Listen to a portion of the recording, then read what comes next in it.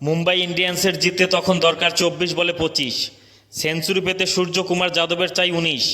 তিলক Burma খুব ভালোভাবে অনুধাবন করলেন এ অবস্থা থেকে তিনি মেরে খেললে সূর্যকুমারের সেঞ্চুরি পাওয়া হবে না। 17তম ওভারের প্রথম বল থেকেই তিলক সিঙ্গেল নিয়ে সূর্যকুমারকে স্ট্রাইকে আনার মনোযোগী হলেন। প্যাট কামিন্সের করা ওই ওভারে সূর্য একটি সিঙ্গেল, 2টি 4 আর 1 ছক্কার সুবাদে 96 রানে পৌঁছে গেলেন।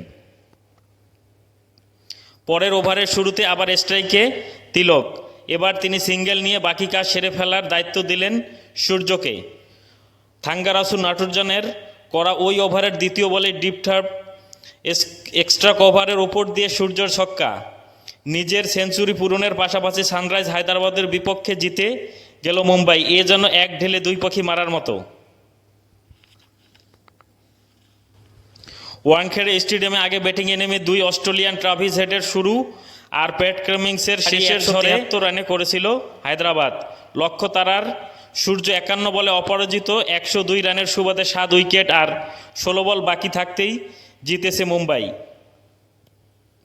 এই জয়ে আইপিএল পয়েন্ট তালিকার তলানি থেকে 9-এ উঠে এসেছে হার্দিক পান্ডিয়ার দল। গুজরাট টাইটান্সকে নামিয়ে দিয়েছে 10-এ।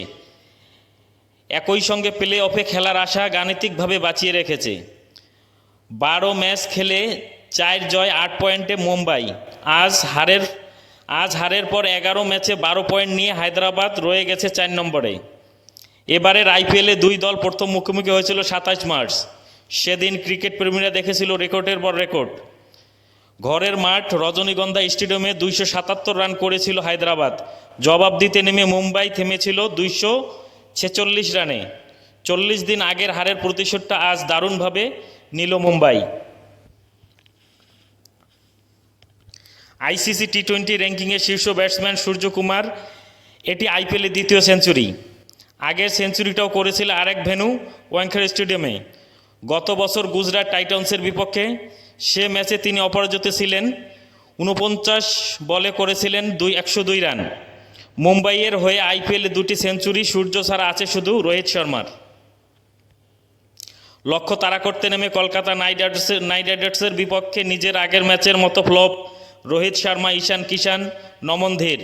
পাওয়ার প্লেতেই নেমে 3 উইকেট।